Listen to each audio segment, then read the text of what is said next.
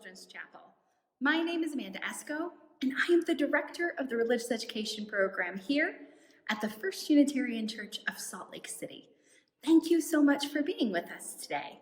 Let's start by lighting our chalice with our crooked candle. Symbol of light, symbol of knowledge, symbol of warmth, symbol of freedom. We light this chalice as a symbol of our faith. Here we gather to celebrate hope and the infinite possibilities of love.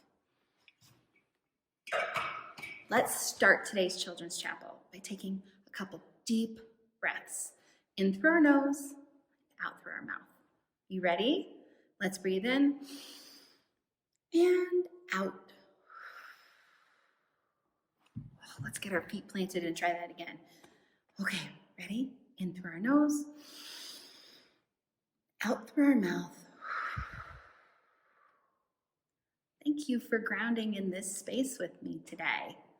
So you may notice that I have my mask, and it's kind of a special mask I have on today. This is a mask with a vinyl shield.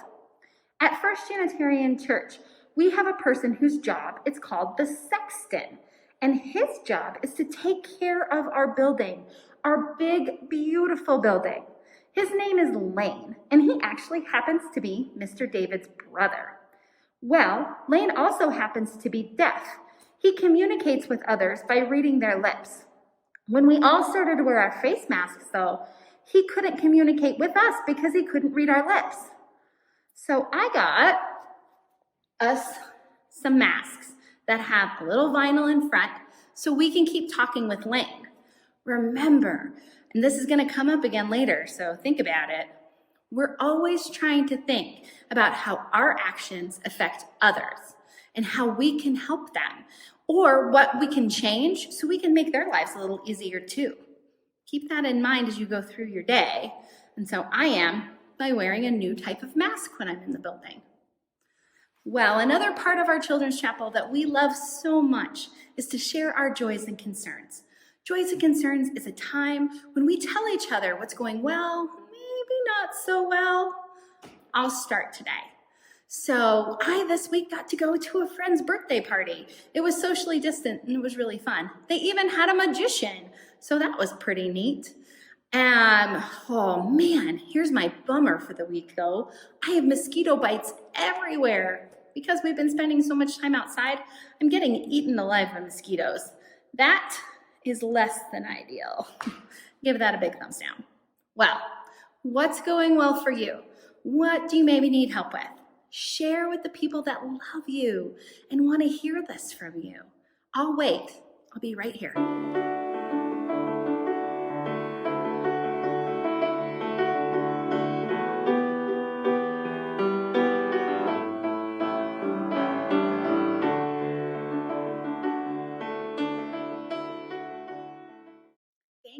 Sharing your joys and concerns with the people that love you the most.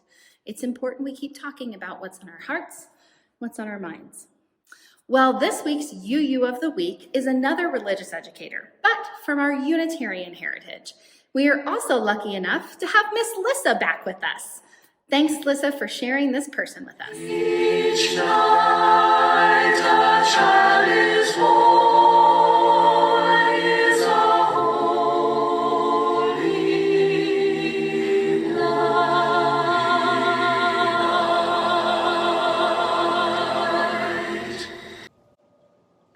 Lander, and I am so lucky to be the Religious Education Assistant at the First Unitarian Church of Salt Lake City.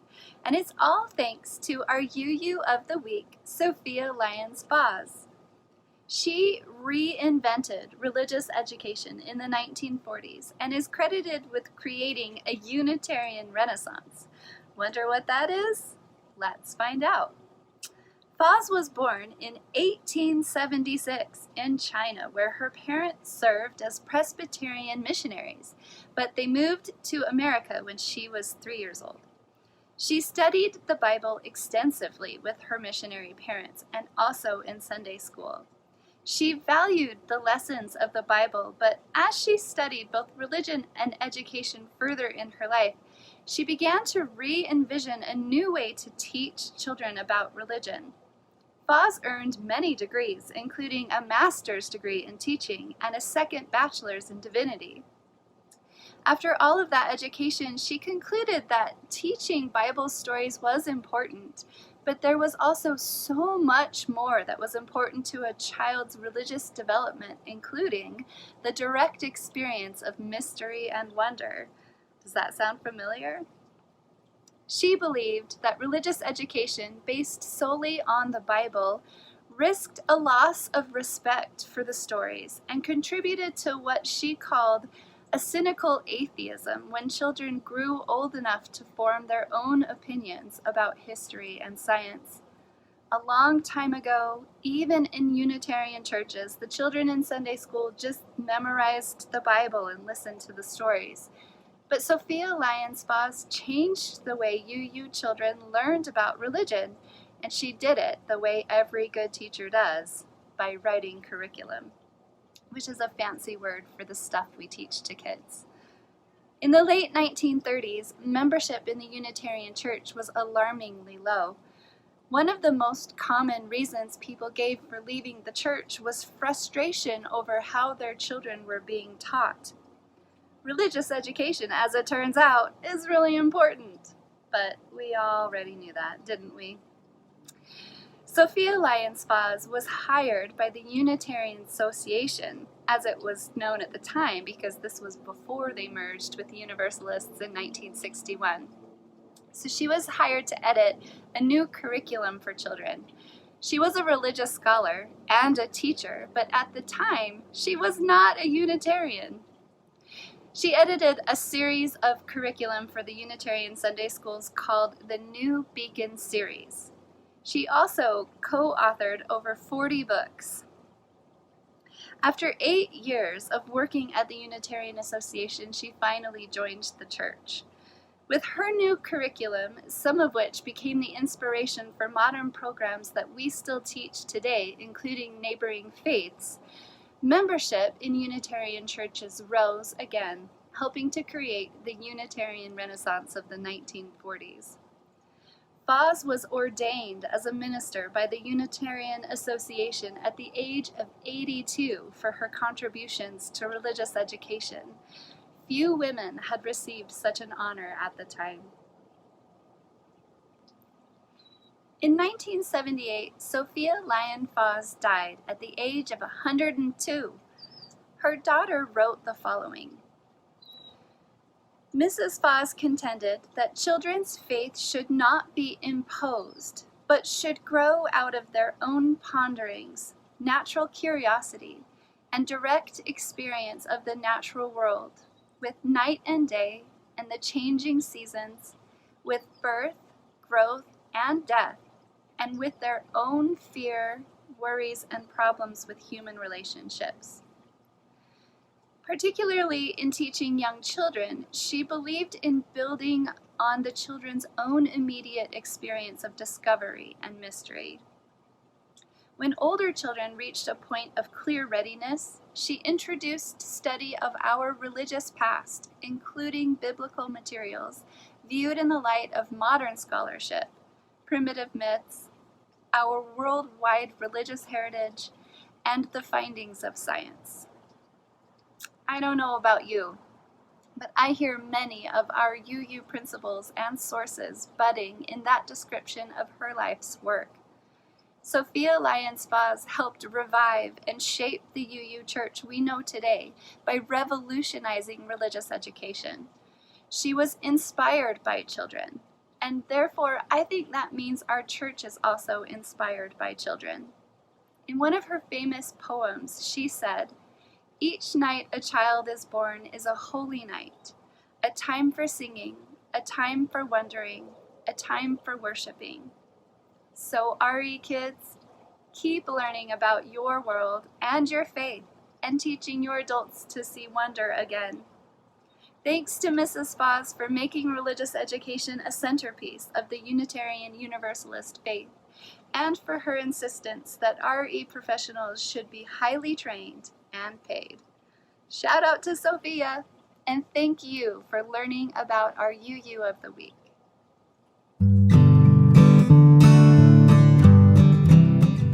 Let's see what's inside our Wonder Box today. It is a copy of the Bible and our Jesus puppet. This week, we're continuing our series on Unitarian Universalist 6 sources. Today, we're focusing on our fourth source, Jewish and Christian teachings, which call us to respond to God's love by loving our neighbors as ourselves. As we've talked about in the past, Unitarian Universalism comes from a Protestant or Christian tradition. Christianity began with Jesus, who was a Jewish rabbi or teacher. So that's part of our faith tradition story as well.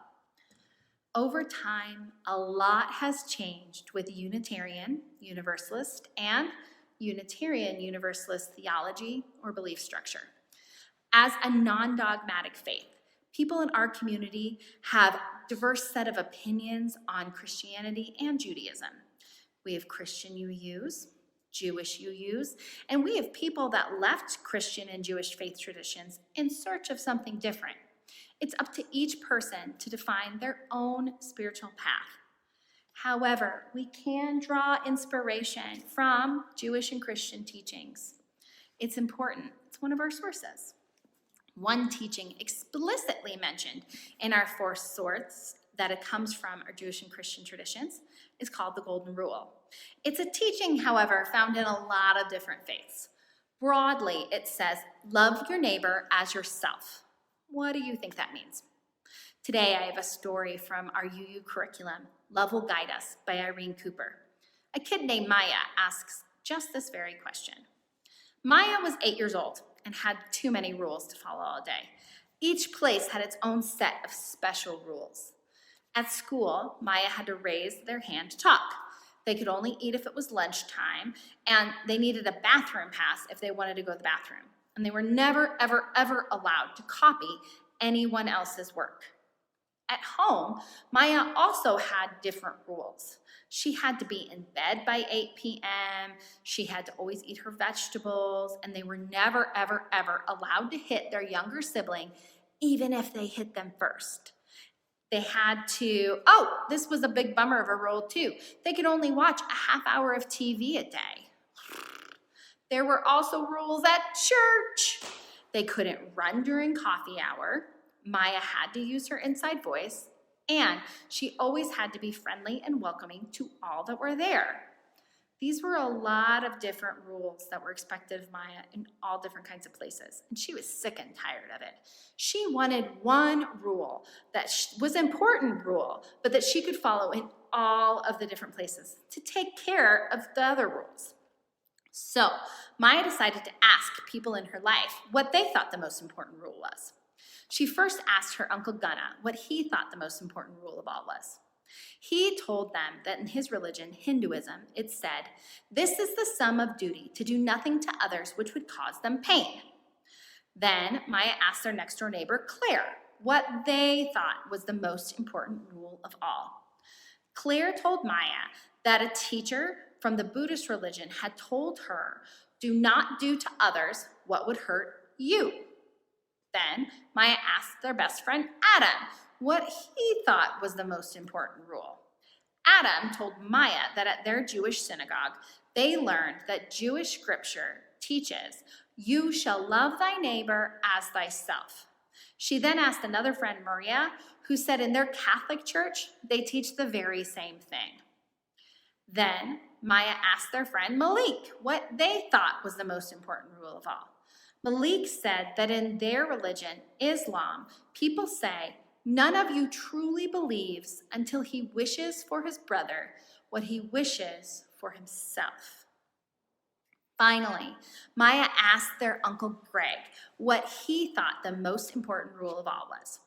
Uncle Greg said that when he does pagan magic, he always follows the rule, and ye harm none, do what you will. He told Maya this means he cannot do harm to anything that's living. Maya thought a lot about these answers.